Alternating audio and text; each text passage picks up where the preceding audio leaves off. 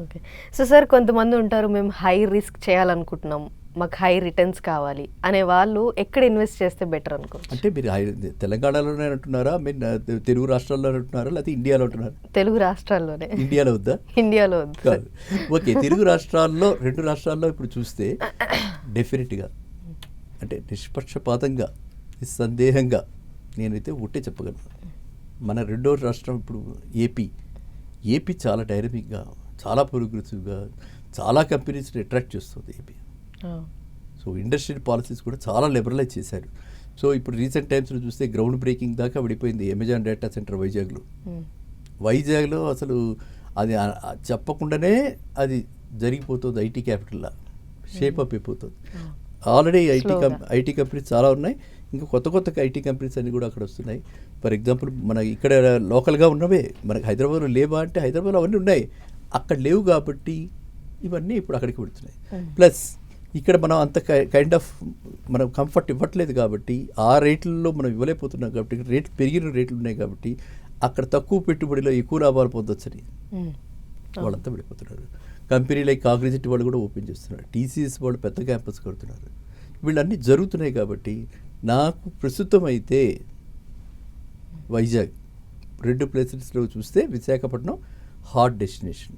విశాఖపట్నంలో పెట్టుబడి పెట్టుకునే వాళ్ళకి ఇప్పుడు ప్రస్తుతం ఎక్కువ అవకాశం ఉంది, ఆర్ఓఏ ఎక్కువ రాబోయే అవకాశం ఉంది.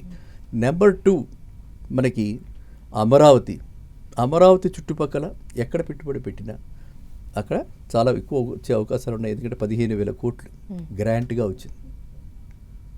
ఈ గవర్నమెంట్ వచ్చిన తర్వాత సిబిఎన్ గారి గవర్నమెంట్ 15,000 కోట్లు గ్రాంట్గా వచ్చింది. సో అమరావతి క్యాపిటల్ నిర్మాణం చాలా శరవేగంగా పెరుగుతుంది.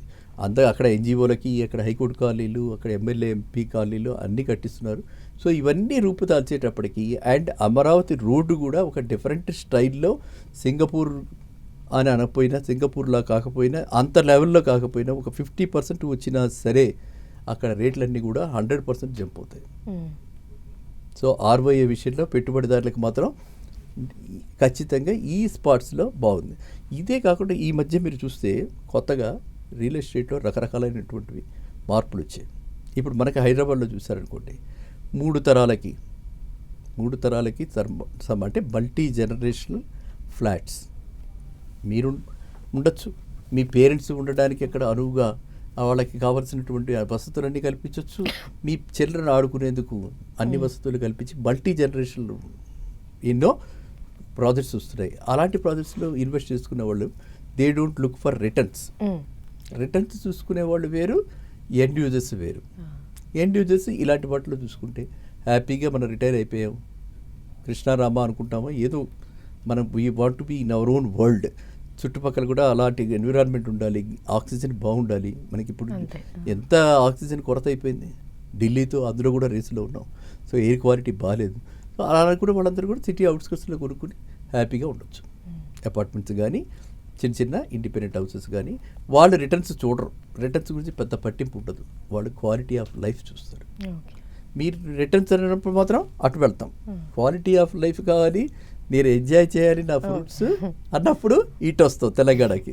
So it's a question of ఏంటంటే మనం ఏ ప్రోడక్ట్ని చూస్తున్నాం. ఇప్పుడు రిటర్న్స్ ఇంకో రకంగా చూసారు, రిటర్న్స్ కావాలి బాగా. కొంతమంది యాదగిరిగుట్ట దగ్గర పెట్టి స్టూడియో అపార్ట్మెంట్స్లో పెట్టి మనకి ఇప్పుడు కార్పొరేట్ వాళ్ళకి ఇచ్చేసి మెయింటెనెన్స్కి దే ఆర్ మేకింగ్ కొంత రిటర్న్స్ వస్తున్నాయి. అనుకున్న విధంగా రాకపోయినా కొంత అయితే రిటర్న్స్ వస్తున్నాయి. అదే తిరుపతి దగ్గర పెట్టిన వాళ్ళకి బ్రహ్మాండమైన డబ్బులు వచ్చాయి. ఒక వారం మనం వెళ్ళి ఉండొచ్చు, అక్కడ మిగతా వారాలన్నీ కూడా వాళ్ళు మేనేజ్ చేసి మనకి రిటర్న్స్ ఇస్తున్నారు. రెంటల్స్ మీకు కొత్తగా వచ్చింది ఇదంతా. సో ఈ విధంగా మనం కనుక రియల్ ఎస్టేట్ రంగంలో కనుక మనం ఆలోచిస్తే ఇంకా ఎందుకు ఒక కంపెనీ వచ్చింది, ఆ కంపెనీలో కనుక మనం 10 లక్షలు 15 లక్షలు ఇన్వెస్ట్ చేసినా మనకి ఒక నెలకి సరిపడా ఒక నెల మనకి ఇస్తారనమాట. ఆ నెలలో మనం కావాలంటే మొత్తం నెల వెళ్ళి ఉండొచ్చు, అది లెట్అవుట్ చేసి ఆ రెంటల్ మనకి షేర్ చేస్తారు.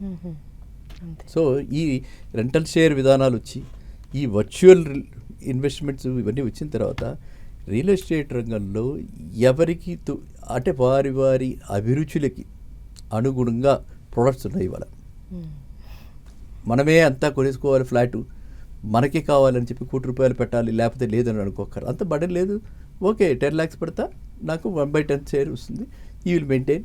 నా 1/10 షేర్కి సెక్యూరిటీగా మొత్తం కాగితాలు అన్నీ ఇస్తారు. ఆ విధంగా వచ్చాయి. సో ఈ 2 రాష్ట్రాల్లో మనం చూస్తే మాత్రం ప్రస్తుతము రిటర్న్ ఓన్లీ ROI ఇన్వెస్ట్మెంట్ బేస్డ్గా రిటర్న్స్ మాత్రమే అని వ్యాపార దృష్ట్యా కమర్షియల్ దృష్ట్యా చూసేటువంటి వాళ్ళకి మాత్రము మన వైజాగ్, అమరావతి. ఓకే. లేదు ఇండివిజువల్గా నేను నాకు ఒక మంచి అంటే క్లైమేట్లో ఆహ్లాదకరంగా అన్నీ ఉండాలి అనుకుంటే ఇలాంటి multi generation villas, multi generation flats, affordable flats చుట్టుపక్కల శంషాబాద్, ఐ థింక్ మీ ఛానల్లో కూడా వచ్చినట్టుంది, బృందావనం అని చెప్పి బ్రహ్మాండమైనటువంటిది ఒక చక్కటి venture. So he doing great job there. So అలాంటివి మనం కొని పెట్టుకుంటే పెట్టుబడి ఇప్పుడు యంగ్స్టర్స్ తీసుకున్నా రేపు రిటైర్ అయిన తర్వాత that can be converted as your retirement home, your wellness centre.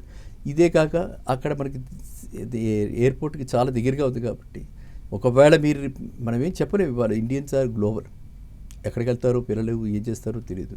So ఆ దృష్ట్యా ఆలోచించి ఒకవేళ పిల్లలు అమెరికాలోనో ఎక్కడైనా ఉన్నా కూడా వాళ్ళు వచ్చినప్పుడు హ్యాపీగా యాక్సెస్ ఉండాలి, వాళ్ళు వచ్చి నన్ను కలవడానికి హ్యాపీగా ఉండాలి, నేను అక్కడికి దగ్గరగా వెళ్ళిపోవాలి, ఎమర్జెన్సీ దీనిలో వెళ్ళిపోవాలి అనుకున్నా శంషాబాద్ లాంటి place greenery, full of greenery, Bengaluru highway known for it. వచ్చినప్పుడు గ్రేప్స్ అన్ని తోటలన్నీ వరుసగా ఉండేవి, అక్కడ రోడ్ల మీద పెట్టుకుని అమ్ముకుంటుంటాడు.